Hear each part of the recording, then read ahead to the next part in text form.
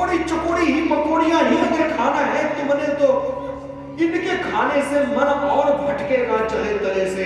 इससे अच्छा तो सादा 2 फुल्का खाओ, संग में मूंग की दाल खाओ, हल्का खाओ, कम खाओ और हरि के गुण गाओ। अरे बोलो ना जैसे कृष्ण।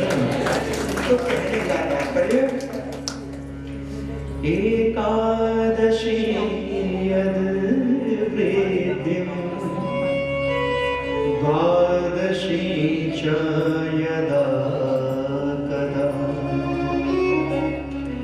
तदा पराय पौरुषां शास्त्र पूर्वा द्वादशी प्रति। दसवीं तिथि में यदि एकादशी आती हो तो वो एकादशी त्याज्य दो।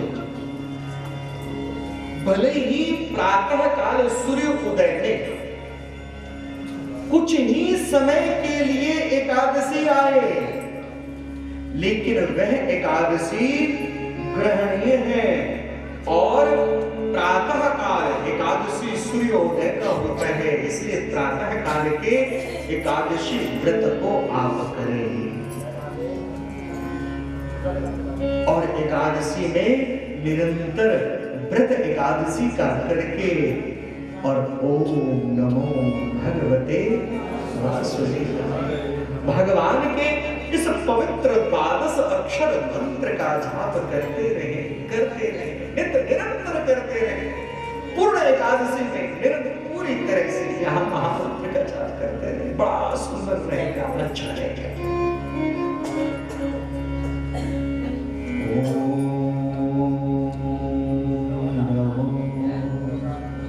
भगवते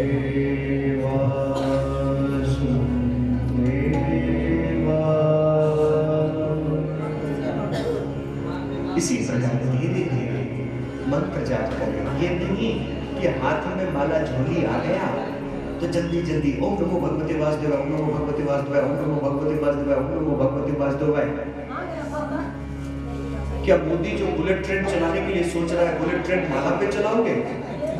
नहीं, माला मिला है। मत सोचो कितना जाप कर रहे हो, वो जब बिना गिने देता है तो हम गिन के नाम क्यों लेते?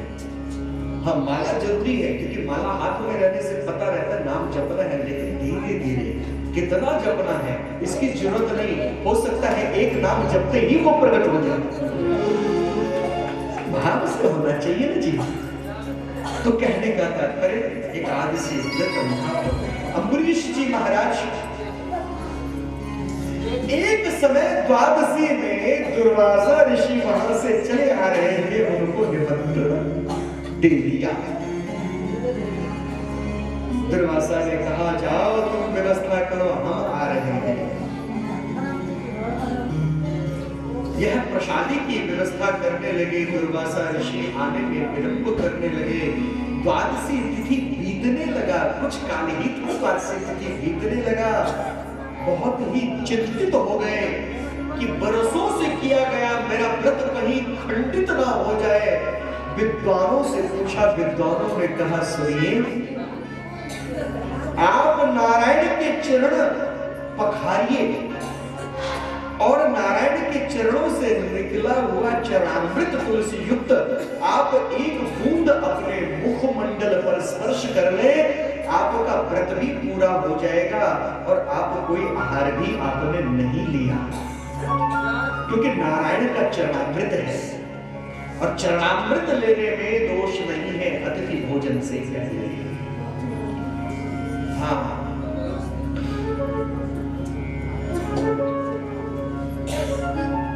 नियम है, यदि आपने किसी को निमंत्रण दिया है, अतिथि को निमंत्रण दिया है, तो जब तक वो अतिथि भोजन नहीं कर ले, आप भोजन नहीं आपको करना चाहिए। अब तो सबसे बड़े अतिथि बेटी के ब्याह में, हाँ, सबसे बड़े अतिथि बेटी के ब्याह में बाराती आते नहीं हैं, उससे पहले और बात तो छोड़ो, चाट पकौड़ी लड़की का पिता भी खूब छक लेता है।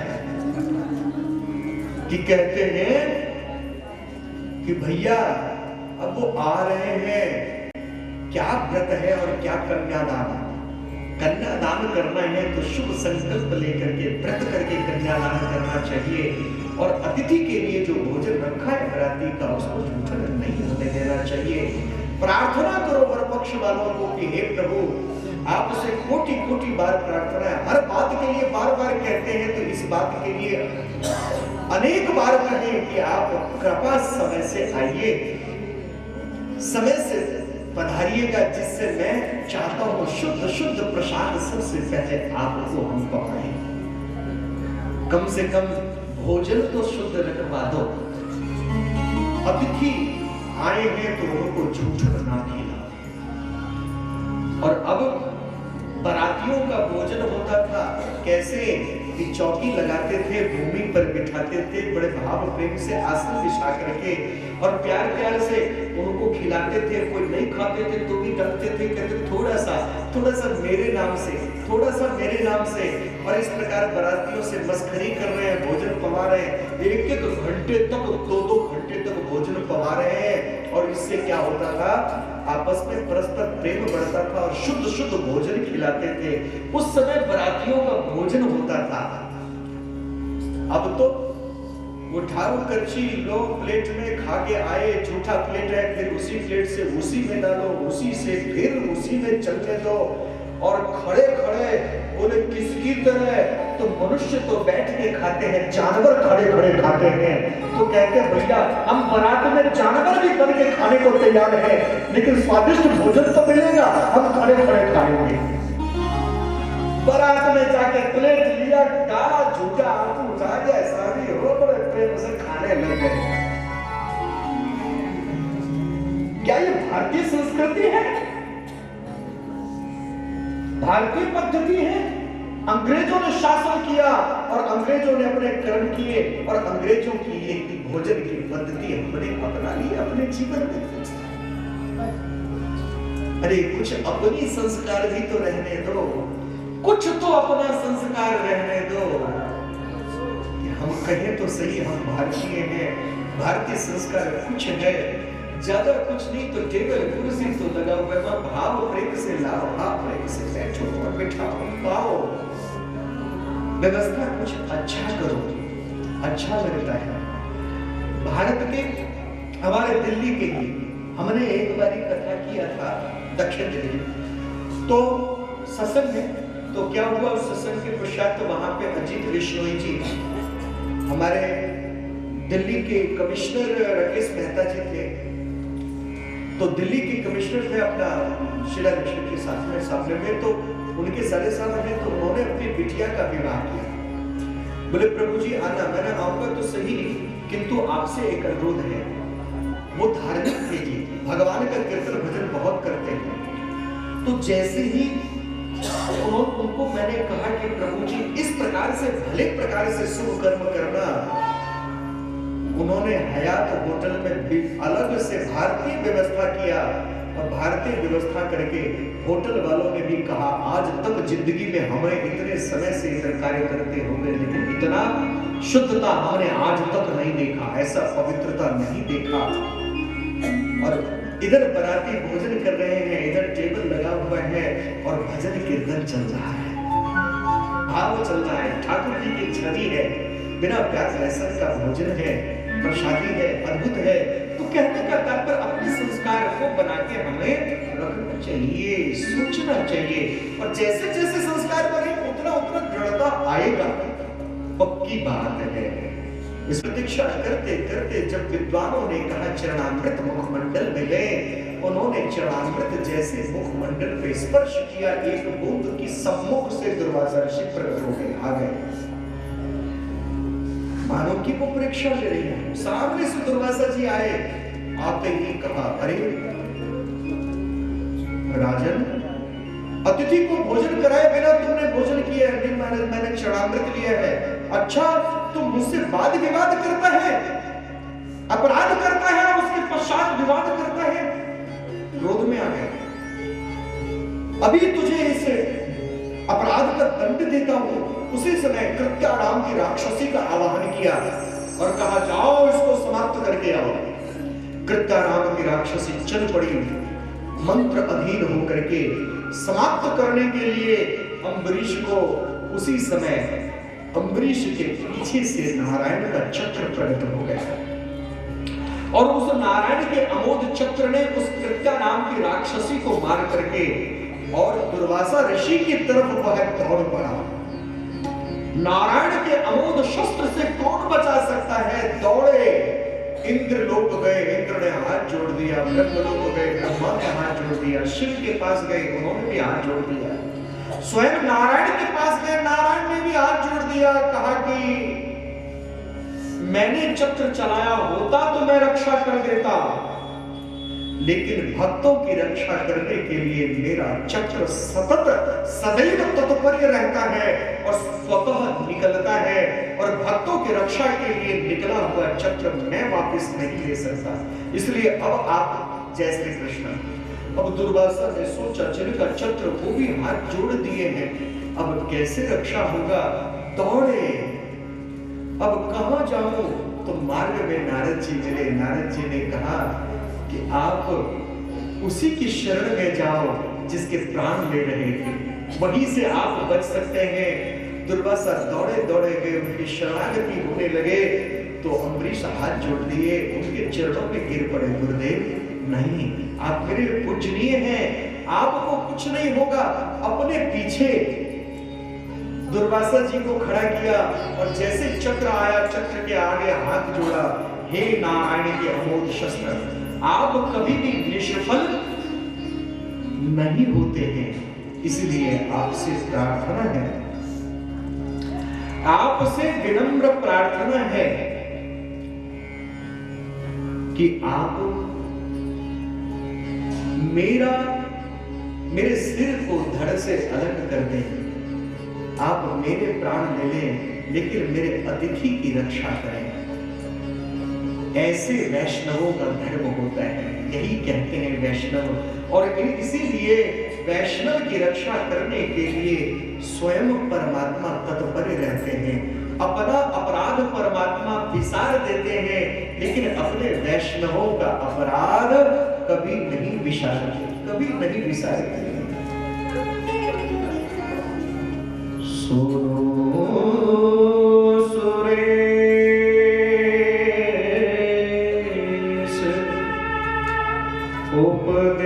उपदेश हमारा,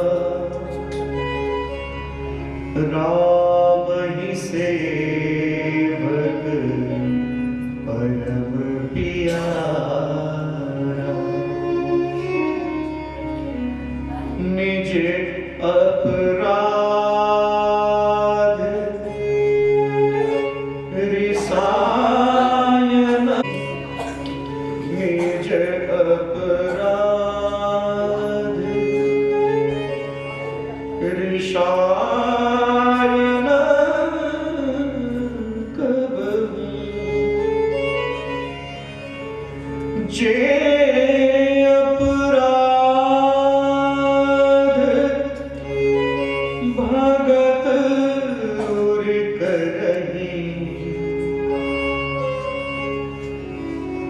सुनो सुरेश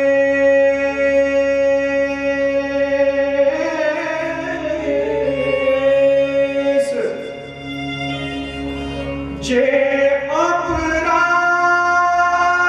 भगत कर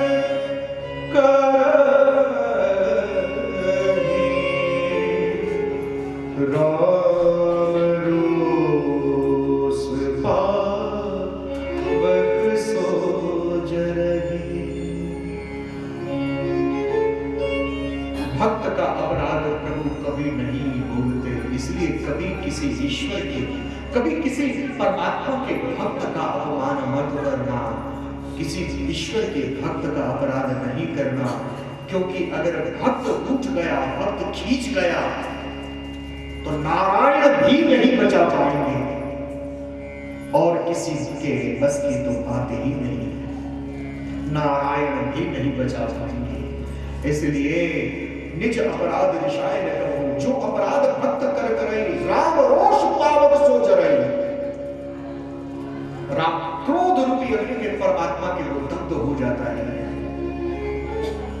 मैं हूं संतन को दास, संत मोए मुकुट मोए। तो इसलिए भक्तों का अपराध कभी नहीं करना। नारायण के शस्त्र अम्बरीश की परिक्रमा करके उनके चरणों में झुक करके नारायण का अस्त्र वापिस आज निष्फल चला गया। यही भगवान के वैष्णव है। वैष्णव तो यही है। वैष्णव जन तो तेरे कहिए पीर पराई जाने दे। वैष्णव जने तो तेरे कहिए पीर पराई जाने दे।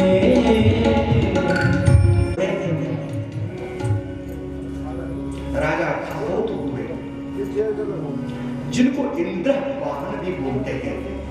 इंद्र के पीठ पर सवार होकर के, इंद्र को वाहन बना करके इन्होंने देवासुर संग्राम में देवताओं को विजय दिलाया इन्होंने, इसलिए इंद्र वाहन भी इनको बोलते थे। ऐसे राजा इंद्र वाहन के वंश में कहा जाता है यवनाश्व नाम के राजा हुए, प्रणेता के पुत्र। तो राजा यवनाश्व की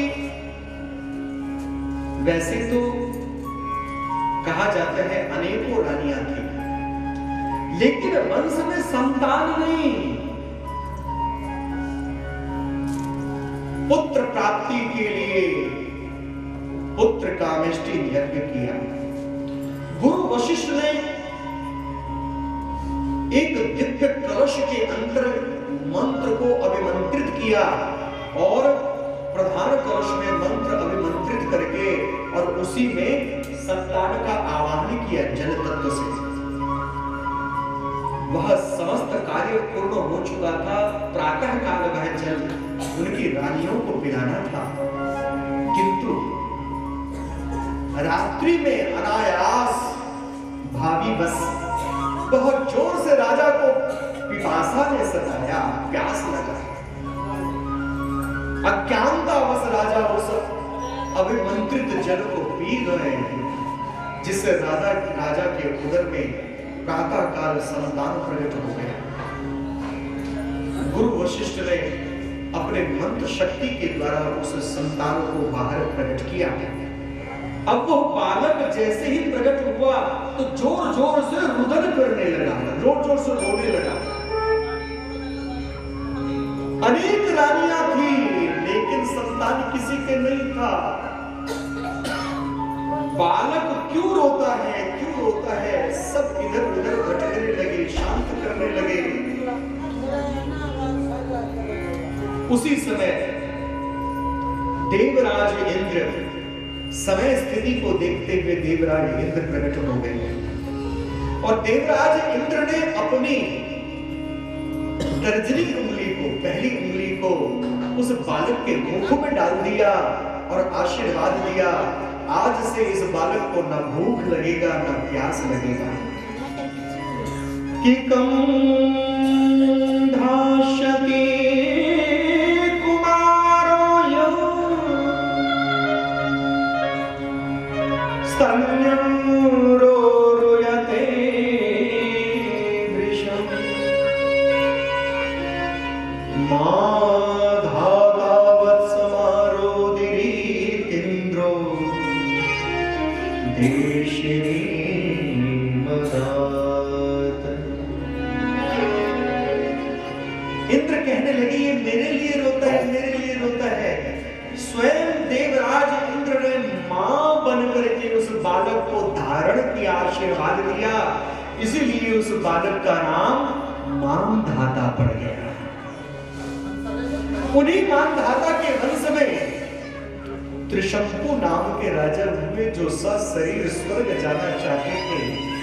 गुरुदेव ने मना किया, गुरुजी ने मना किया, बेटा सशरीर स्वर्ग नहीं, इस तन को तो त्यागना पड़ता है, ये प्रकृति से मिला है, प्रकृति में छोड़ना पड़ता है, तुझे स्वर्ग मिलेगा, इस बात का मैं तुझे वचन देता हूं, इस बात का वचन देता हूं, किंतु सशरीर नहीं गुरुदेव, मैं तो सशरीर जाना चाहता हूं। गुरुदेव ने मना कर दिया तो विश्वामित्र के पास गए। विश्वामित्र ने दिव्य यज्ञ किया और उनको स्वर्ग में भेज दिया।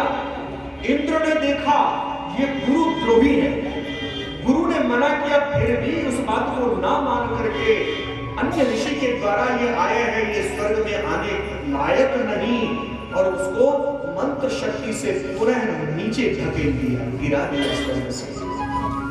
स्वर्ग से गिरने में विश्वामित्र को पुकारने लगा। विश्वामित्र ने सोचा यदि ये नीचे आ गया तो मेरा नाम विफल होगा, उसे बीच में ही अटका दिया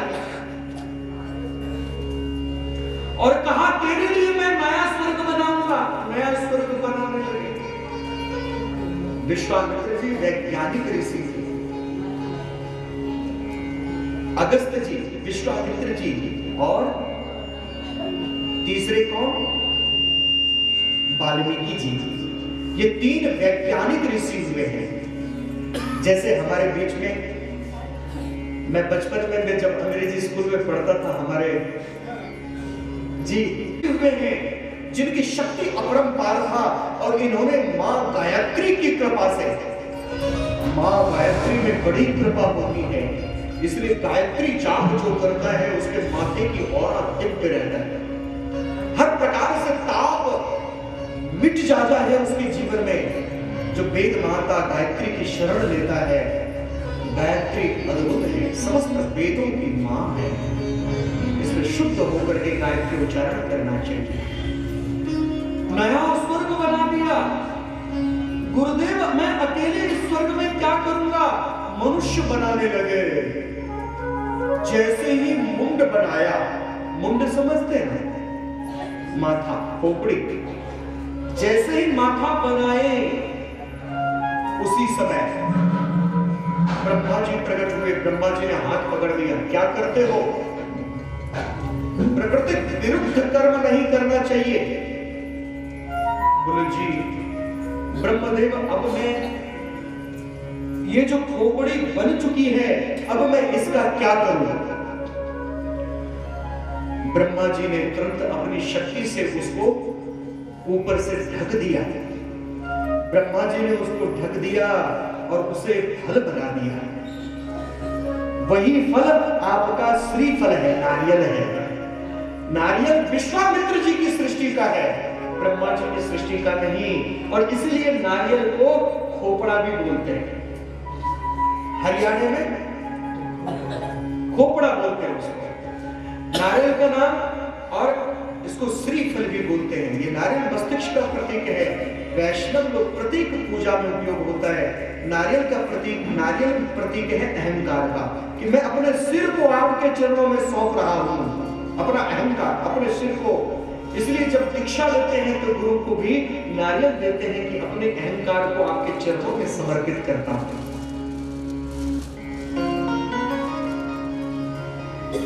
यह श्रीफल है, इसलिए मां भगवती को जब भेंट चढ़ाते हैं नारियल तोड़ते हैं, यही कारण है, इसलिए ये श्रीफल है। इसको फल बना दिया। गुरुद्रोही होने के कारण वो लटके रहे, और सुनो, लटके रहे नहीं, लटके हुए हैं अभी भी, और उनका लार झाग मूत्र लार झाग निकल कहा है, वह सबके साथ भूमि पर गिरा, और वह क्षेत्र है मगध। मगध क्षेत्र में वह गिरा जहां कर्मनासा नाम की नदी बह रही है, और उस कर्मनासा नदी में स्नान तो दूर, उसका आचमन करने मात्र से भी किए गए सारा पुण्य फल नष्ट हो जाता है, और वह पुण्य किसको मिलता है, त्रिशंकु को, जो लटका हुआ है, वह उसका पुण्य ले लेता है। इसलिए कर्मशनाशा नदी को लोग न पार करते हैं न कर्मनाशा नदी को का आचरण करते हैं। इन्हीं त्रिशंकु के पुत्र परम प्रतापी हुए। युग पे युग बीत गया, वर्ष साल महीना नहीं, युग पे युग बीत गया, लेकिन उनके पुत्र को, त्रिशंकु के पुत्र को आज भी दुनिया याद करती है। वहां परम सत्य को, धर्म को पालन करने वाले परम सत्य वक्ता राजा हरिश्चंद्र हुए। त्रिशंकु पुत्र राजा हरिश्चंद्र हुए। आज भी यदि कोई बहुत ज्यादा सत्य में वाणी करता है, कोई बात करता है, तो कभी कभार कोई झूठा दूसरा आदमी खींच के कहता है बड़ा राजा हरिश्चंद्र बनता है। मतलब हरिश्चंद्र युग में युग बदल गया, लेकिन हरिश्चंद्र का नाम नहीं बदला। तो ये याद रखना, धर्म रक्षति रक्षतो धर्म हति हता। आप यदि धर्म की रक्षा करेंगे, धर्म आपकी रक्षा करेगा, और धर्म को यदि आप त्याग देंगे, धर्म आपको त्याग देगा। इसीलिए कभी भी, किसी भी पल, किसी भी क्षण अपने धर्म को ना त्यागना, अपने धर्म को नहीं त्यागना, अपने कर्म को नहीं त्यागना, क्योंकि धर्म से ही जीवन में कल्याण होता है। इसी वंश परंपरा में कहा जाता है कि राजा हरिश्चंद्र के पुत्र रोहित हुए, रोहित के पुत्र हरित हुए, और हरित के वंश में ही राजा बाहुक का जन्म हुआ, जिनकी 2 पत्नियां थी। ज्येष्ठ पत्नी एक समय गर्भवती जब हुई, तो छोटी पत्नी ने, इसका पुत्र राजा बनेगा, ये राजमाता बनेगी, सौतन गाह से बड़ी रानी को के भोजन में विष मिलाकर के खिला दिया, विष मिला के खिला दिया। लेकिन गर्भ के उस बालक ने, गर्भ में रहते हुए इतना प्रतापी था कि गर्भ के उस बालक ने उस विष को पचा लिया अपने अंदर, और न माता को मरने दिया, न खुद मृत्यु को प्राप्त हुए। गर्भ को पचा लेने के कारण उस बालक का नाम सगर पड़ा। सगर के ज्येष्ठ पत्नी से अस्मक हुए, और अस्मक के पुत्र अंशुमान हुए, और राजा सगर के द्वितीय पत्नी से एक विशाल पिंड उत्पन्न हुआ। उस पिंड को छोटे छोटे टुकड़े करके, छोटे छोटे टुकड़े करके समुद्र तट पर रखा, नदी तट पर रखा, और गुरुदेव ने मंत्र विज्ञान से बच्चियां वो व्यक्ति गर्भ में ही अपने बेटियों को मार देते हैं। कितना अपराध करते हैं। 60,000 बेटियों की इच्छा किया था राजा सगर ने, भाग्य में नहीं था। वह 60,000 पुत्र हो गया।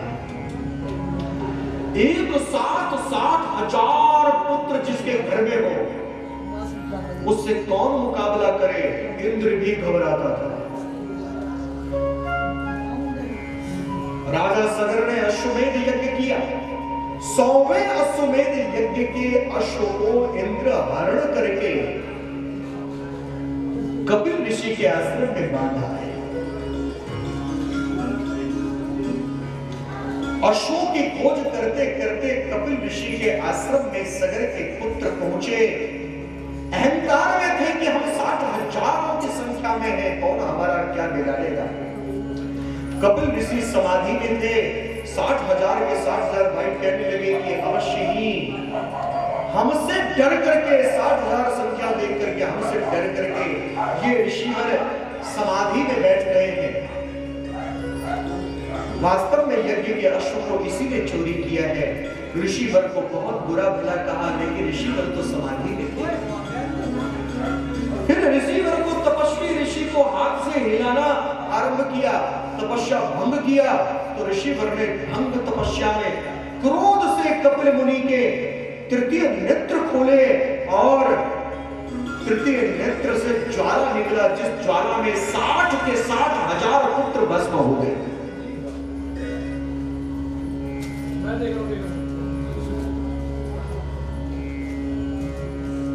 बहुत काल तक जब ये सगर पुत्र नहीं लौटे, अपने पौत्र अंशुमान को भेजा। अंशुमान पहुंचे उस स्थान पर और जब स्थिति देखा तो उस आश्रम की सफाई करने लगे, स्वच्छता करने लगे, ऋषि की सेवा करने लगे। सेवा करते करते एक दिन ऋषिवर प्रसन्न हुए। मान भैया, तुम्हारी क्या इच्छा है? किस इच्छा से तुम यहाँ पे ये मांग रहे, यहाँ सेवारत हो? उन्होंने कहा, प्रभु मेरे पूर्वज थे, मेरे बड़े हैं, मेरे काका हैं, ये सब आपके क्रोध के भाजक हुए। आपसे प्रार्थना है कि आप इनके उद्धार की मुझे उपाय बताएं और संग में इन अश्वों को ले जाने की आज्ञा दे जो यज्ञ पूरा हो। श्रीमान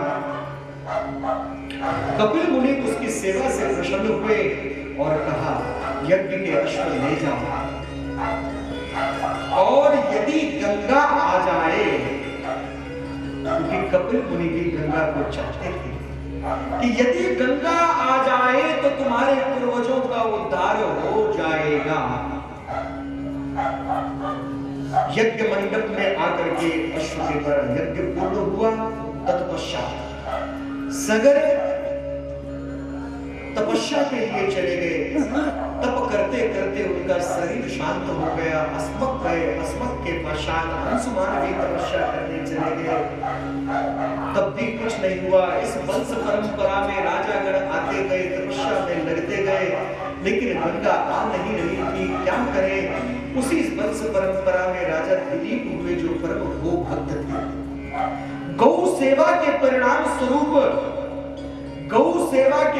स्वरूप उनको भागीरथ जैसा पुत्र मिला। जिस भगीरथ ने दिव्य तपस्या सेवा सुसरवा से ब्रह्म देव को प्रसन्न किया और ब्रह्म देव से गंगा लाने की अनुमति मांगी। भगवान शिव से गंगा को धारण करने की प्रार्थना किया और मां गंगा ब्रह्मलोक से चली।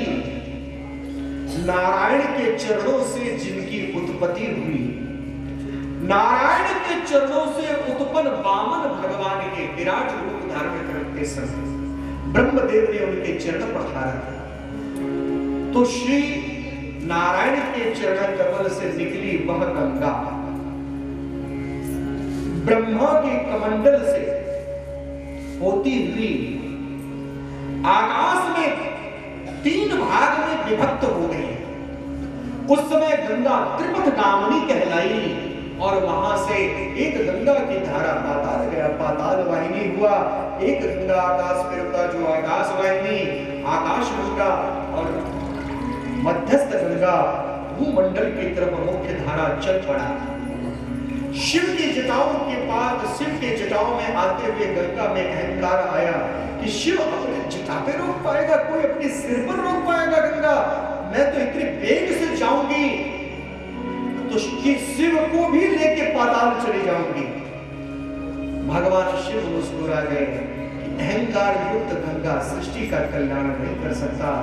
जैसे ही गंगा शिव की जटाओं में आने आई, शिव ने अपनी जटाओं को बांध लिया।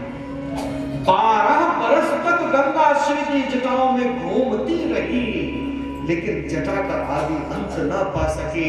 इतने विराट रूप शिव ने धारण किया।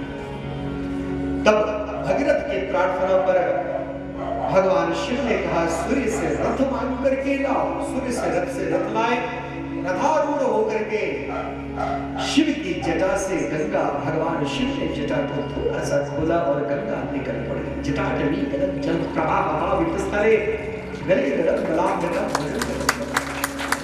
गंगा दिव्य रूप में प्रस्फुटित होकर के दिव्य धारा गंगा की निकल पड़ी। उस समय गंगा जटा संकरी कहलाई। भगीरथ के पीछे चलने के कारण भागीरथी कहलाई। मार्ग में जाह्नव ऋषि तपस्या कर रहे थे।